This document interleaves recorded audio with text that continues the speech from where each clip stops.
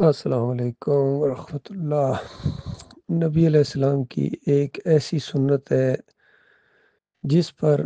عمل کرنے کا بہت کم لوگوں کو موقع ملتا ہے، یا اس پر عمل کرنے کا بہت کم حوصلہ ہوتا ہے لوگوں کے اندر۔ اور وہ سنت یہ ہے کہ لوگوں کی گالیاں سنو اور دعائیں دو۔ لوگ آپ کو برا بھلا کہیں اور آپ ان کی ہدایت کے لیے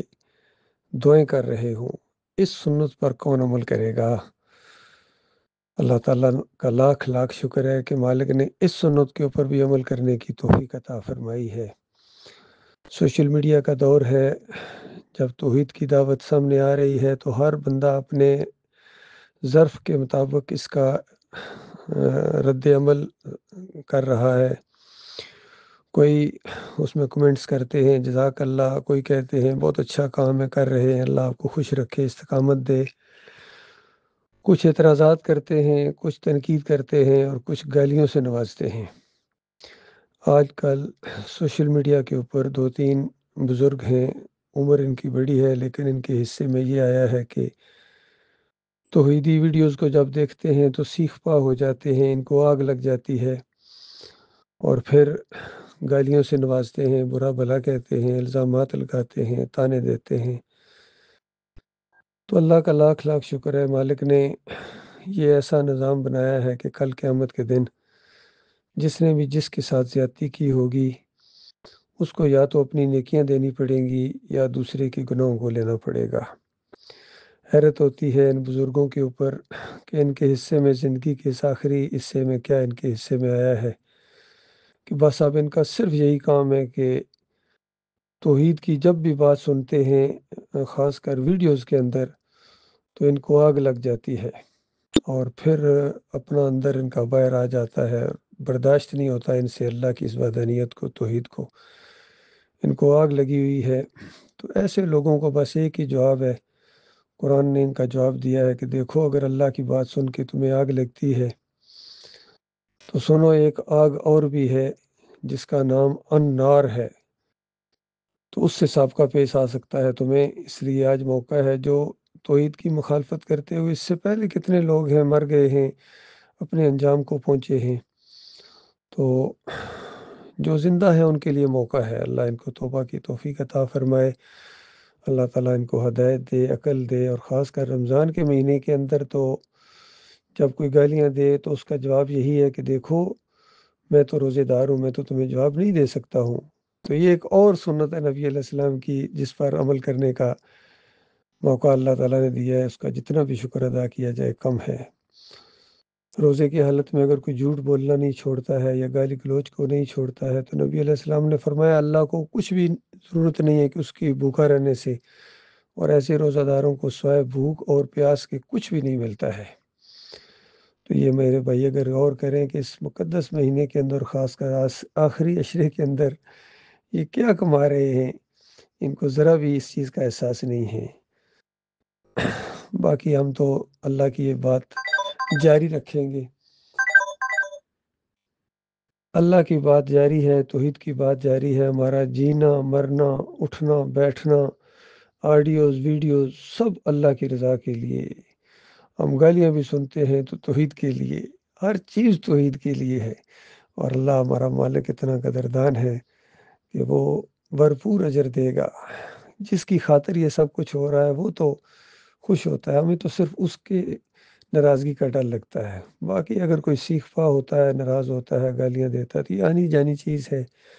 ہمیشہ کی زندگی تو آخرت کی زندگی ہے۔ اگر اللہ تعالیٰ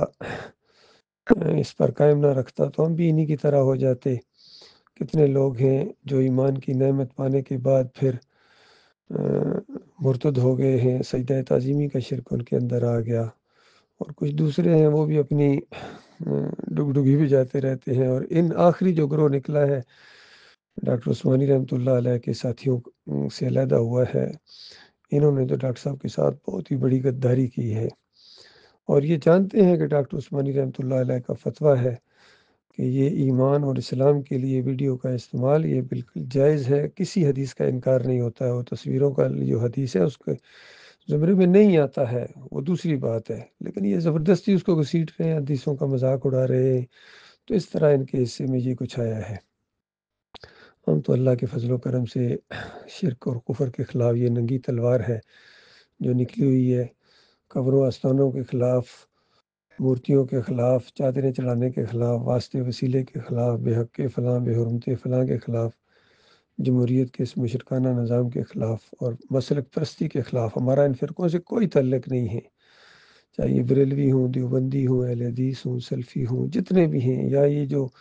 توحید کے نام سے اٹھے تھے، ان کے اندر یہ جو گروہ بن گئے، فرقے بن گئے ہیں۔ کوئی صلح حدیبیہ کے مسئلے پر علیحدہ اس نے گروہ بنا لیا، کسی نے انفرادی قبر پر اگر کوئی چلا گیا تو اس کو فتوے لگانے شروع کر دیے، کسی نے کہا کہ بادشاہ کے سامنے سر جھکانا یہ شرک کہاں سے آ گیا، اور یہ جمہوریت کیسے شرک ہو گئی، اور جناب یہ روح بھی مرتی ہے، اس طرح کے عجیب و غریب۔ اور پھر کہتے ہیں ڈاکٹر صاحب کے سوال و جواب اور اس طرح کی چیزیں ہم اپنے سر نہیں لیتے ہیں۔ کچھ کہتے ہیں ڈاکٹر صاحب کی تحقیق وہاں تک پہنچی تھی، اب اگر ڈاکٹر صاحب آ جائیں تو ہماری تحقیق بالکل مکمل ہو گئی ہے، تو ہم ان کو منوا لیں گے کہ یہ جو ویڈیو ہے یہ بھی تصویری کے زمرے میں آتا ہے۔ ایک حضرت ہے، وہ کہتے ہیں آج اگر ڈاکٹر صاحب آ جائیں تو میں ان کو قائل کر لوں گا کہ یوسف علیہ السلام کو سجدہ ہوا تھا، یہ شکرانے کا سجدہ نہیں تھا، اس طرح قائل کر لوں گا۔ ایک اور پچونگڑا اٹھا، اس نے کہا کہ آج اگر ڈاکٹر صاحب آ جائیں تو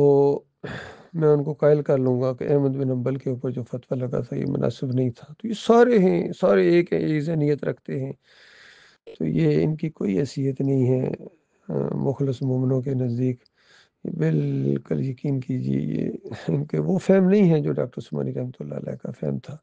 اب ان کی باتوں کو آگے کر کے ڈاکٹر صاحب کی بات کو پیچھے کر دینا یہ مناسب نہیں ہے بھائی، کیونکہ اللہ تعالیٰ کا حکم ہے کہ جو بات معلوم نہ ہو وہ اہل علم سے پوچھو، تو اہل علم جو ہے ان سے پوچھا جائے تو وہ تو کہتے ہیں جائز ہے، اور جو ان کا علم ناقص ہے، فہم ناقص ہے، وہ کہتے ہیں یہ ویڈیو بھی حرام ہے اور یہ تصویر کے زمرے میں آ جائے گا، اتنی حدیثوں کا انکار ہو جائے گا۔ تو ان کا اپنا معاملہ ہے، ان کو دین کی سمجھ نہیں ہے، اب کیا کیا جائے۔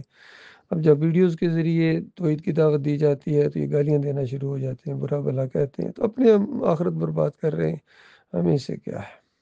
ہمارا تو فائدہ ہی کر رہے ہیں دیکھا جائے تو۔